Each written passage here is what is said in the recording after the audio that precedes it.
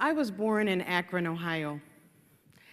And when I went away to college in 1970 to New York City, I got so tired of people mispronouncing the name of my hometown. They would say things like Acorn, sometimes just to get on my nerves. And so I started saying I'm from a city near Cleveland. In 1976, I moved back here to Northeast Ohio and taught at Shaker Heights High School for 4 years before I decided I wanted to move on to higher education.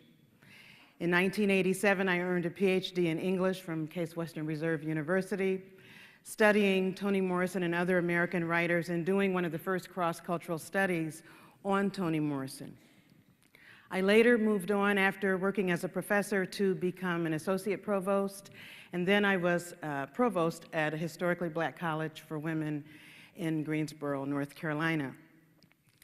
Shortly after that, President Barbara Snyder gave me the opportunity to be the first Vice President for Inclusion, Diversity, and Equal Opportunity here at Case Western Reserve University. I was excited about coming back home and glad to be back here because I had already been reading the alumni information and had been learning how wonderful a job she was doing. I also appreciated the fact that she understood that diversity leadership starts at the top. Diversity is a core value in our university documents and mission statement, and we were putting that into action by selecting someone to head that office. We have been doing amazing things at Case Western Reserve University, not the least of which this past year we brought in our largest, most diverse, most academically accomplished class. We have a diversity strategic action plan, and we are in the process of internationalizing our campus and putting more focus on internationalization than ever before. Our faculty, students, and staff are doing amazing things, and our alumni are working in this city, in this region, in the nation, and around the world. I'm also happy to be back in Cleveland because I know this city's history. You can't live as close as Akron and not know all about this city. It has a wonderful, amazing history. It has amazing people. It has amazing cultural institutions, educational institutions. And when I came back here, I was amazed that our students were doing internships, service learning projects all over the city, very engaged in this city. We just heard the mayor say at his State of the City address that this city could go either direction. It is yet again poised for greatness. I believe that, and many other people believe that. At the same time, it could go either way, as the mayor said. And I believe one of the reasons it could go either way is how we deal with diversity. This is a very diverse city. We know that there are diverse ethnic neighborhoods, traditions here. And we also know that people are waiting and hoping to be included in all the good prosperity that is yet to come and that we are experiencing right now. So I want to talk for a few minutes about diversity in some other ways. On one hand, there are people who say, well, there's a lot of diversity stuff going on. It's going on at Case Western, it's going on in the city. I just came back from the National Association of Diversity Officers in Higher Education, where those of us who are chief diversity officers get together. We belong at Case Western Reserve University to the Greater Cleveland Partnership.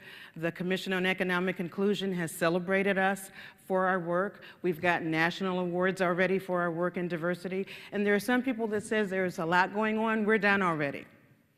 There are some people who have even had the nerve to say we are in a post-racial society because President Barack Obama is the president. And then there are some people who say, we have only begun to do the diversity work that needs to be done. We are not there yet.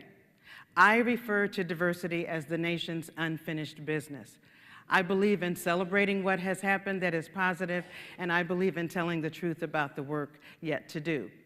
So if you'll indulge me, we're going to have a conversation about diversity.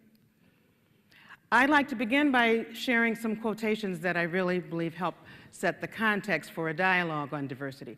One is by W.B. Du Bois, who many of you know was one of the founders of the NAACP, and in 1903, in his book, Souls of Black Folk, he said, "We want to be co-workers in the kingdom of culture."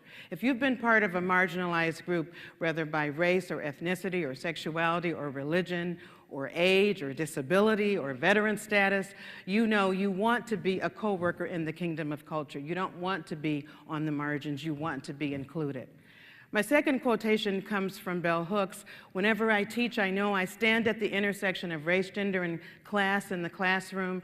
And as somebody who did a cross-cultural study on Toni Morrison, I was always aware when I was teaching literature that I was standing in the classroom, as Bell Hooks says, as the radical space of possibility. All kinds of things can happen in the classroom if you are willing to stand toe-to-toe with your students and recognize that the learning is going to happen both ways. And finally, I'm a Toni Morrison scholar, so I'm going to quote Toni Morrison. Anybody knows me, I will quote her. And so Toni Morrison says in her Nobel lecture that narrative is radical, creating us at the very moment it is being created. So I want to share for a few minutes, how could we be in this situation where people say enough already with diversity? I've had it up to here, and other people are saying we need more diversity. We need to pay attention not just to diversity, but to diversity and inclusion. When you have that kind of a situation, you have a paradox, something that has contradiction built into it. I like to talk about what social scientist Marilyn calls the diversity wheel. She refers to it as a diversity wheel, and it talks about all of the multiple identities that we all share, that we all have.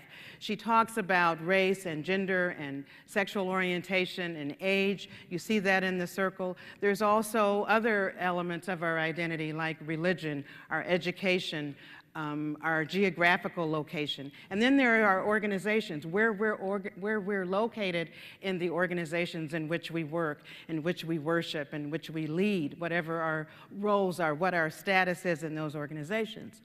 And so all of these help us think about diversity. I refer to this as a cultural contact lens. We are always reading, whether we're reading a text, whether we're reading the internet, a movie, whether we're reading this audience, whether we're reading Cleveland, this region, the nation, or whether we're reading the global text of the communities that we all live in. So I want to talk for a few minutes about how this paradox shows up. And I want to begin by telling you a few stories. I'm a storyteller also. So this first story is about teaching my favorite Toni Morrison short story. The short story is called Recitative. It's about these two 8-year-old girls who end up in an orphanage, not because they are actually orphans, but because their mothers have been deemed unfit by the state. And so these two girls are in the room together, and we hear the thoughts of one girl. She says, "My mother would have a fit if she knew I were sharing a room with someone of your race. My mother believes your race smells funny and your hair smells funny." So we watch these two girls go through school, go through the orphanage life rather, and we watch them become mothers. At one point they're on either side of a 1950s desegregation march. Later we meet them, and one has become fairly well off and the other works at a Howard Johnson's, and they're having a conversation and they look at each other and they say, "Was Maggie pushed or did she fall?" As adult women, years later, they're remembering when they were in the orphanage, the disabled woman who was deaf and mute ended up on the floor, and they simply laughed with the other girls. So as adult women, they look at each other and they're trying to remember what happened. Whenever I teach this story, I love the way my students have at it. They try to figure out which girl was black and which girl was white, and the class discussion is always back and forth. They believe they are taking clues out of the story to decide which girl is black and which one is white. So I love the fact that one year when I was teaching this story, a white gentleman raised his hand and said, "Dr. Mobley, it is not about which girl is black and which girl is white. It is about the fact that those two girls saw that woman on the floor. They didn't ask her, was she hurt? They didn't go help her. They simply laughed with the other girls." I said, "Thank you, my brother. You are absolutely correct. There is a moral, ethical crisis smack dab in the middle of that story. Thank you for noticing. So that kind of changed the way the lecture started going, and the students started wanting to discuss that part of the story. And they started putting up their bags together at the end of the class, and we're getting ready to go. And this gentleman walks up to me and he says, "Dr. Mobley, I think I figured out which one is black and which one is white." And I said, "Oh, no, no, no, no, no." I said to the class, "Everybody, come on back in here." I said, "This gentleman has just revealed that he's hung up on the same thing you all are hung up on." And therefore, I said, so he doesn't get to take the high road. He was all upset with me, but the reality is, he demonstrated what Morrison was trying to prove when she wrote that story and left out the racial markers that would help us decide. She threw us back as readers on our own devices, and that gentleman was caught up in the same thing. So my first story is designed to say diversity is our unfinished business, because what we cannot acknowledge, we cannot address. If we can't address it, we don't make the progress that we need to make, whether we're talking about a university, a school, the city, a region, or the country. If we can't acknowledge it, we can't address it. And then I remember that years ago when I was in graduate school, I was about to join a women's organization in Connecticut, and I went to their event, which was a membership tea. At their membership tea, they had a skit about the women's suffrage movement called Buttons and Ballots. So I thought, okay, this is pretty cool. As I watched the skit, I got angrier and angrier. There was no reference to women of color, and so I decided to write them. I said, "You know what? I was about to join your organization, but your omission, your exclusion of women of color who were part of the women's suffrage movement has made me change my mind. You could have included Sojourner Truth. You could have included Ida B. Wells. You could have included Mary Church Terrell.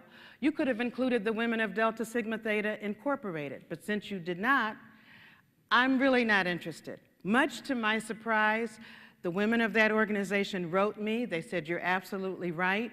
We are going to edit the performance before it goes back on the road." Although I never saw it, I appreciated that that example of my civic engagement did make a difference. They both demonstrated what had actually happened. Often black women and women of color were excluded from the suffrage movement. That did not deny the fact that they were part of it. And so it exemplifies my next point, and that is that what we cannot acknowledge, we sometimes cannot address, and we have to acknowledge our blind spots. They were doing good gender diversity, but they were completely unaware that their racial diversity was damaging the product that they had produced for stage. And then I remember what it was like to go away to college. I went away to college, as I said a few minutes ago, in 1970. That was the convergence of three movements: the Black Power movement, the women's movement, and the anti-war, anti-Vietnam War movement. And I think my mother had seen so many people go away to college and end up on the 6 o'clock news that when it was time for me to decide where I would live, my offer letter from this very prestigious women's college in New York said that I could either live on the integrated floor, the 5th floor, or I could live on the 7th floor. So trying to be obedient and thinking maybe my mother was right, given who I am as a person, maybe I would have ended up on the 6 o'clock news, I decided to live on the 5th floor. But I felt so alienated, so marginalized, so unincluded and unengaged that I said to my mom the second year, "I'm sorry, I'm going up on the black floor." That decision made all the difference in the world. I think it accounts for why I graduated on the dean's list and with honors. It's an example of what corporations even around this city know, and that is that you need affinity groups and employee resource groups often to give people a sense of belonging. Everybody doesn't want them or need them, but it's important to have them to give a sense of belonging, and it encourages a way to be competitive. We have them at the university. Schools around the country have them for Asian students, LGBT students, veteran students. I recently recommended one for caregivers at the university. And so it's an example of a best practice in diversity work. I'm in diversity work because I know what I learned from my parents, to whom much is given, much is required. And so I'm part of a legacy of diversity work. In 1963, my parents were part of the March on Washington. They left with the Akron chapter of the NAACP NAACP for Washington, D.C., where they actually heard Dr. King give the I Have a Dream speech. I remember being in my grandfather's house, watching the monitor, looking for my parents in that big throng of people. But the point is that I learned from them that you have to give back, that diversity matters. I believe this city is going to thrive if, as the prosperity goes down the road, that there are people at the table, that as we look at boards, as we look at senior leadership teams, as we look at decisions, people are included. I think the mayor is right. We could go either way in Cleveland. I'm optimistic that we're on the right path as long as we pay attention to diversity by acknowledging it, by valuing it, by looking at our biases, and then being aware that there are best practices. If we believe in diversity, we have to act on it. So I'm leaving you with a homework assignment.